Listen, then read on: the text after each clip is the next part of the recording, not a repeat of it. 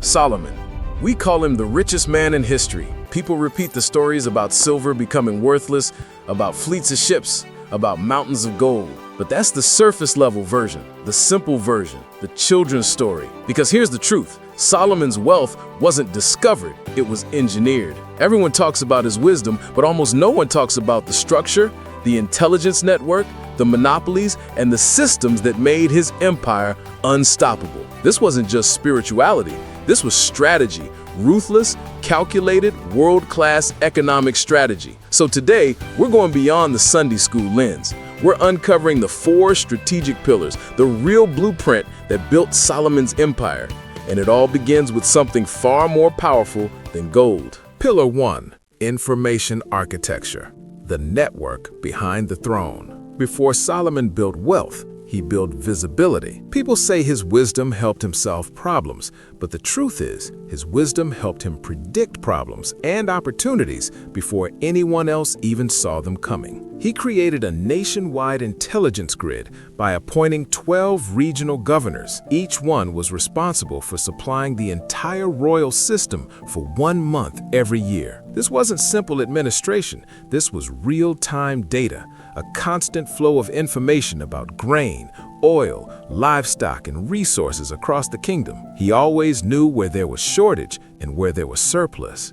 He ruled with full visibility, while other kings ruled blind. This was the ancient world's version of Amazon's inventory system and a Bloomberg terminal combined. And once you have accurate information, you gain the power to control something even more valuable: access. Pillar 2. Strategic scarcity, commanding the bottleneck. Solomon wasn't just trading goods, he was controlling the routes that goods had to pass through. He turned choke points into profit engines. Take the famous chariot trade. People assume he simply bought horses from Egypt and sold them elsewhere. But Solomon controlled the only viable trade route connecting Egypt and the northern empires. If you wanted a chariot, you went through him. If you wanted a war horse, you paid his markup. If you wanted goods to move through the Gulf of Aqaba, Solomon decided how quickly they moved. He didn't need to dominate every product, he only needed to dominate the doorway into the market. True wealth didn't come from owning everything, it came from controlling access to everything. And once you control access, you begin shaping something even more powerful: perception. Pillar 3. Calculated aesthetics. Engineering an unshakable brand. People think Solomon built a golden kingdom because he was extravagant, but that's not the real story. His architecture, his palace, his temple, his golden shields, these weren't expressions of vanity, they were expressions of strategy.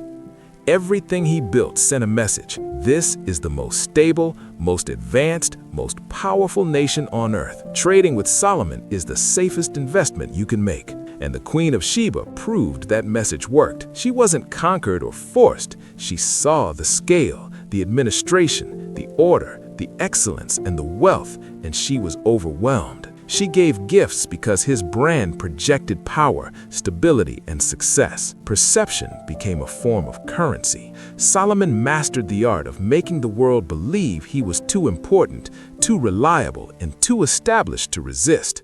But even all of that would have been temporary if he didn't build the final pillar, the pillar that made his wealth outlive him. Pillar 4. Generational momentum, wealth that outlasts the man. David fought wars, Solomon built systems. Instead of storing his wealth in vaults, Solomon converted it into infrastructure and knowledge that would keep generating value long after he was gone. He built fortified cities, advanced water systems, ports, fleets, and trading hubs, assets that produced wealth automatically. And then he wrote the Proverbs. More than wisdom, they were a curriculum, a leadership manual, a scalable system of principles that his children, his leaders, and his nation could rely on to maintain the engine of prosperity. But here's the irony. When Solomon abandoned discipline, when he overtaxed, overspent, and compromised, the system cracked. His own story shows us that true wealth isn't measured by how much you have today, but by how easily your success survives tomorrow. So forget the gold,